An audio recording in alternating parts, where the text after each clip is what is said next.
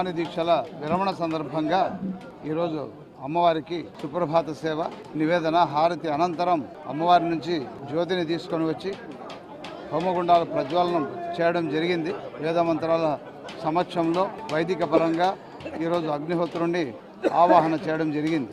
ఈ భవానీ దీక్షల శుభారంభం 5 రోజుల పాటు కొనసాగాలని, ఈ క్రతువు ఈ దీక్షల యొక్క ఫలితం యావత్ రాష్ట్రానికి, రాష్ట్ర ప్రజలకు, అలాగే ఆ దేశ ప్రజలందరిపైన ఉండాలని, ముఖ్యంగా ఎంతో శ్రమ కోర్చి మండల అర్ధమండల దీక్షతో ఇక్కడికి వచ్చేసినటువంటి భక్తుల యొక్క క్షేమ స్థైర్య ఆయురారోగ్యాలు వృద్ధి చెందాలని మహాసంకల్పంతో మా వేద పండితులు, అర్చకులు, స్థానాచార్యులు, ముఖ్యార్చకులు, వైదిక సిబ్బంది అందరూ ఒక ప్రగాఢమైనటువంటి సంకల్పం చేసి ఈ కార్యక్రమం సూర్యోదయంతో ప్రారంభమైంది.